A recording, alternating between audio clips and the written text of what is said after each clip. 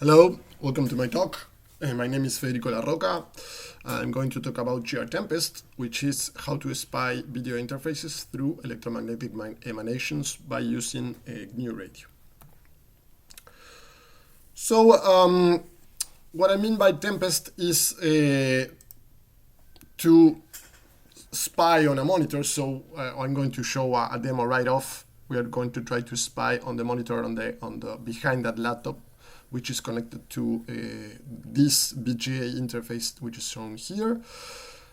gr-tempest is running on the laptop, and once the system converges, we are going to see that it is possible to see, for instance, there's the text on the right, there's the icons on the left, there's the writer icons here, and it's being spied on.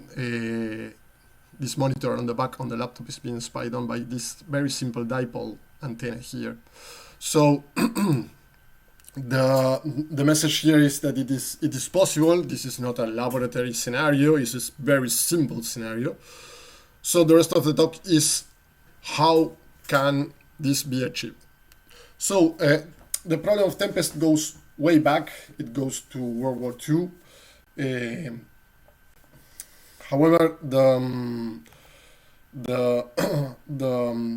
these problems and the technology that was used to spy on the electromagnetic signals emanating from equipment was remained restricted to military and government for several years. So the term tempest is actually for all to spy, generally speaking, to spy on electromagnetic emanations. We're going to focus here on electromagnetic emanations emanating from video display or video cables or connectors. And the first public demonstration of these techniques was around 40 years later. It was 1985 when Wim van Eck published his paper on eavesdropping CRT's monitors. So this is why Eck Phreaking is sometimes used as a term to refer to tempest applied to video. And most notably on the great book by Neil Stephenson, which is called Cryptonomicon. So almost 20 years later, in 2003, Marcus Kuhn published a technical report on how to spy modern video displays. So in this case, we're talking about VGA and HDMI or DVI on not in CRT monitor, but on modern displays. So in 10 years later, in 2014, Martin Marinov, a master student of Marcus Kuhn, published Tempest SDR, which is an implementation on SDR of the Tempest or the Van Eck Phreaking technique. So what's Tempest SDR? It consists of three big blocks. It's one Java-based user interface. There are several modules that do the DSP. These are written in C, and there are several plugins that interface with the SDR hardware. So about myself, in 2017, 2018, we worked along Pablo Menoni on his thesis, and during his thesis, we used Tempest SDR. And during 2020, in the beginning of the pandemic and during the lockdown here in Uruguay, I developed gr-tempest. So gr-tempest is basically an implementation of Tempest in GNU Radio. It may be seen as a re-implementation of Tempest SDR on GNU Radio. So why would I do this? So my objective was to take advantage of GNU Radio to address the problem. So first of all, it should be easier to code. I had to focus mostly on the general work function, which is the philosophy on GNU Radio, is to focus mostly on the general work function. then I would get all of the advantages of GNU Radio, support of GNU Radio, all SDR hardware support GNU Radio. So I would get that if I implemented Tempest on GNU Radio, I would get that by free. And furthermore, there are several blocks and functionalities that are already implemented on GNU Radio, such as filters, resamplers, the video display, and along, etc. So my idea or my objective was to simplify experimentation and extending Tempest by implementing in GNU Radio. So, having motivated and introduced the problem, let's talk about how to spy on monitors by using GNU Radio. So, I'm going to talk mostly about BGA. The digital case will be a relatively simple consequence of BGA. So, let's focus on BGA first. In order to understand BGA, the signal is simply, this is the monitor. Of the whole monitor, there is a part that is what you actually see. There's what's called blanking, which is zeros on the signals around the image you're seeing on the monitor. And it is sent on the cable. The voltage is proportional to the component or the color of the corresponding pixel, or the intensity of the color of the corresponding pixels, and they're sent one next to the other on a horizontal. These arrows show how these are sent over the cable. So what you will get, this is a simple illustration. You'll get the pixel intensity corresponding to each of the pixels, a blanking, and again the pixel intensity or the color intensity of the corresponding pixel, one after the other. So actually, this is, if one remembers your communication curves, this is actually a PAM, pulse amplitude modulated signal with a rectangular pulse, or approximately rectangular. You may also see it as the output of a zero-order Hall digital to analog converter. So the math here of on its spectrum, that is what we're going to try to spy, is not very difficult, but we're going to go through it. So assume xi is the pixel sequence, which is indexed by I. TP is the pixel duration, and PT is a rectangular function, which is the pulse function. So thus the signal on the cable, it looks like this. It's xt. It's simply the summation of the pixel intensities times the pulse. So this is one of the colors. No, assume it's a red one, just as an example. So let's see what's its Fourier transform. This is very basic Fourier transform property, and we're going to take then the Fourier transform of the pulse. It's going to go outside the summation now, and we get that the Fourier transform of the signal on the cable in red here is the Fourier transform of the pulse times a Fourier series where the pixel intensities come into play. This is actually to be more graphical. I'm going to show here the spectrum.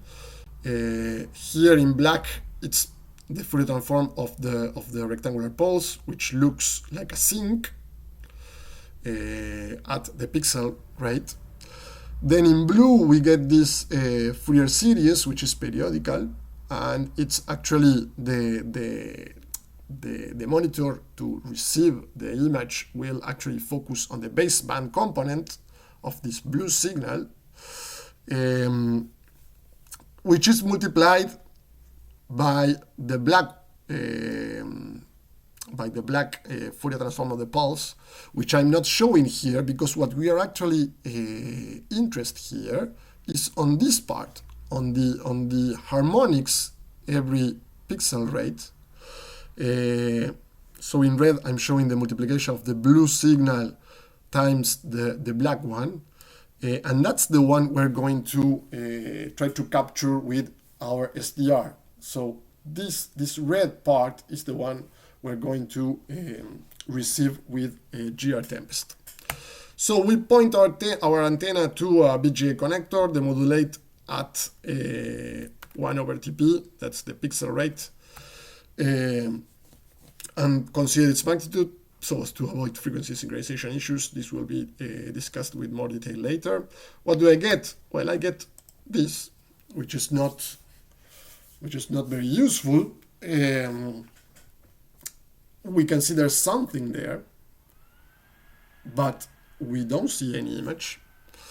So the most difficult part is time synchronization. That's the problem. We have to generate signals and we have to feed them to our video display so that we get the vertical resolution number of lines per frame. So once we do that, we get images like this, where I'm going to play with the sampling correction parameter, so as to show you that when the sampling correction is not correct, you get skewed and moving images, and when you find the right sampling rate, you get a steady image, and that's what we try to do. We try to resample the image so that you will get a steady and a framed, to say it in a way, image. So let's see how this is achieved. This is the simplest flow graph on our examples folder, and we're going to go through it very quickly. First, you may use either a USRP or a previously recorded signal. This is very CPU intensive processing, and so offline operation is more than foreseeable. So the other thing, or the important aspect here, is that the total resolution of, that is the horizontal and vertical resolution, and it should include blanking too, that's important, and the refresh rate have to be manually set. So that's one of our future work features, but you have to manually set it. But once you have chosen your horizontal and vertical and refresh rate, that results in a certain pixel rate, which is simply the number of pixels per second, and that means that your USRP should point at pixel rate times certain harmonic. Sometimes the first harmonic works best, sometimes the second. That depends. You have to play a little bit. That depends on the video card. So this third block here, the fine sampling synchronization block, is the one that takes care of resampling the signal, so that you will get the number of lines you want, so that it may be seen or may be displayed by the video SDL sync right here. So what we input here is, the parameters here are the interpolated horizontal size, that is how many samples roughly correspond to a line. But what actually has to be, you have to choose precisely, is the number of lines you have. If you miss the number of lines, you will get, again, as I showed before, a skewed image that moves. If you don't precisely input the horizontal resolution, you'll get a more or less a line with more or less pixels, but the image will be steady. Because how does this fine sampling synchronization work? It looks for correlation on the signal on a lag that is around the frames worth of samples. This is obtained from the two parameters you input here. It looks for peaks on this autocorrelation, and it will interpolate the signal so as to generate horizontal times vertical samples between each of the peaks. So the important thing here is to, once you have these H times B samples between peaks, and these peaks should correspond to frames. So once the video SDL sync shows the resulting image, the important thing is that each lines actually correspond to a whole, to a line. So it's very important to choose the vertical pixel parameter correctly.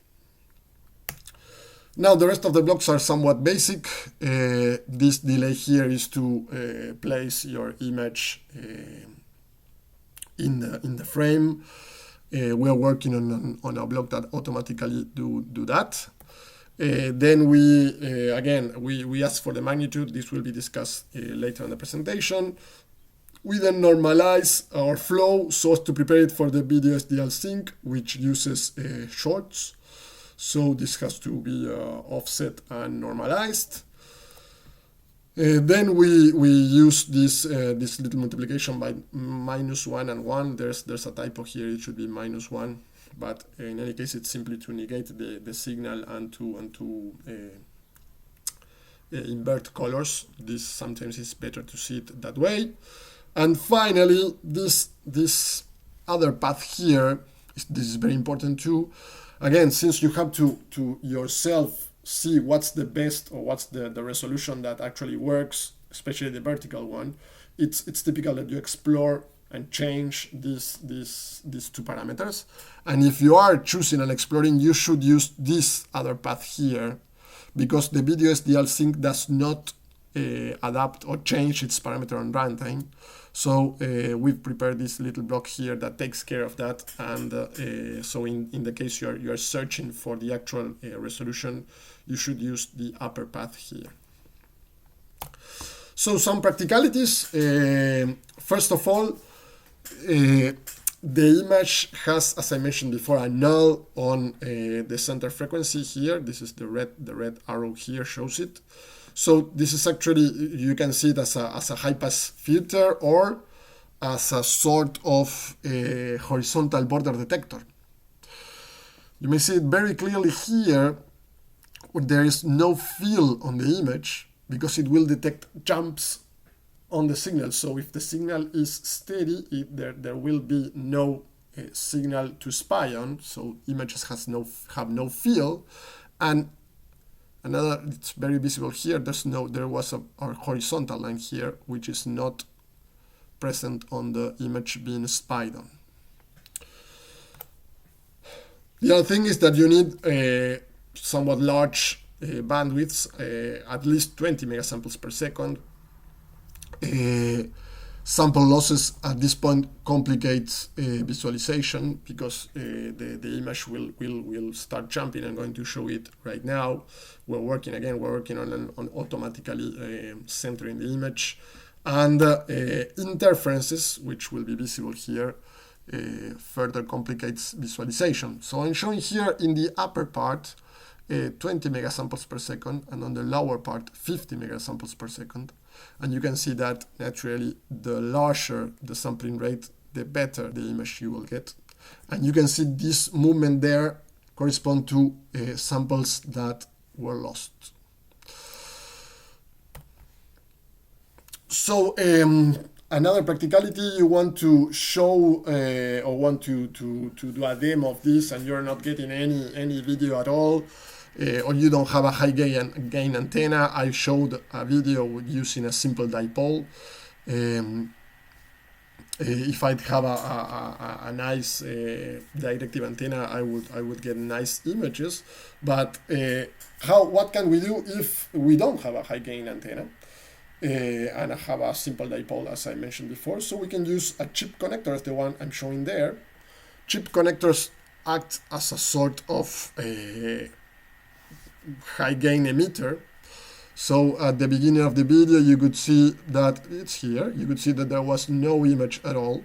And then when I connected the chip connector, there was very clearly, it is very clear the difference between one and the other.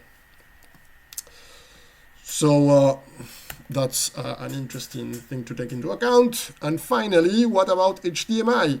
So HDMI or DVI, so digital in general, we may do exactly the same. We may use exactly the same flow graph, and you will get an image.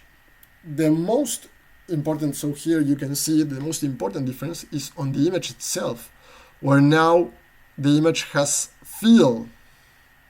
Why is that? Because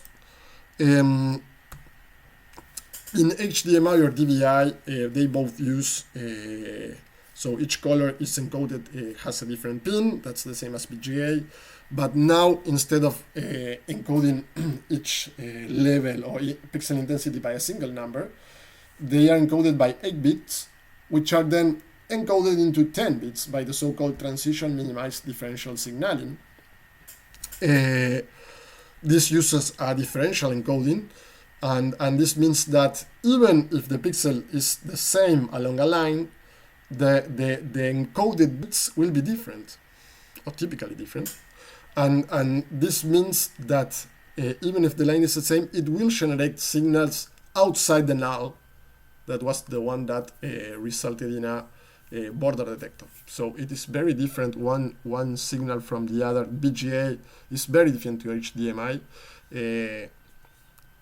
In terms of the image itself, but the flow graph, it's the same flow graph works as is. The difference is that now we have to point our USRP, the center frequency should be 10 times the pixel rate.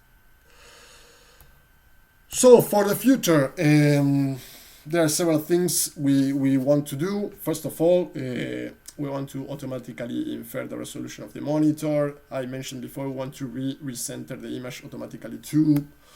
The other thing is, do we really need such high sample rate? Well, yes, if you want to see details, but we don't need 60 Hertz refresh rate. We don't want 60 images per second. So we're working on a method to drop frames instead of lowering the sample rate, because you have to have like a very powerful PC to process at such sampling rate. And finally, this is very early work, but let me show you here why should we consider the magnitude of the signal, which I mentioned more than once. So if we consider the magnitude, we get an image like this. This is a zoom in into one of the videos I've shown before. We see, for instance, here you may see that it says YouTube, but it's not very clear. Let's take only the real part, and we get a clearer image. It reveals more details, but the problem here is the frequency error, which is visible due to these sort of black and white lines that appear here. But certain things are clearer to see. So here it's much clearer. It says Tempest SDR. Now that you know it, you probably read it. But here it says Tempest SDR remotely eavesdropping. It's easier to see. The problem is frequency error, and we may even try to equalize the signal to reveal further details. I'm equalizing by simply the inverse of the sync. There was the sync with the null. I'm very naively equalizing with the inverse. But anyway, and this is a real recording, this is not a simulation, this is a real recording. You may see that text is they're somewhat clearer. So we see here Tempest SDR remotely, it's much clearer. This part here, you may see that before it was not possible to read it. There is a little bit clearer, but now remotely it's YouTube, the symbol. Again, here we have two problems, not one. You have the frequency error problem plus how to equalize, blind equalization. Oh, that's an open problem.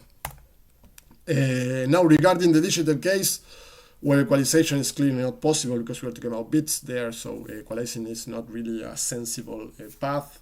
There are some works that use deep learning to reconstruct the image or to recognize characters. We're starting to work on that. But the message here is you should not throw away one of the channels. So you should not consider for your deep learning framework the magnitude of the complex. You should consider like the whole complex to reconstruct the image. We provide a signal simulator that if you for ourselves, we're going to use it to ease the construction of the training set, but it's available there if anyone wants to address the problem in this fashion. It may prove useful. And well, that's all. Thank you very much. There you have my mail, my Twitter. This is the the GitHub of gr-tempest. We also share several recordings if you want to test the system and don't have a USRP. And I would like to thank especially Pablo Menoni, with whom I worked on his master thesis and with whom I understood Tempest. So I'm going to be around for questions. Thank you.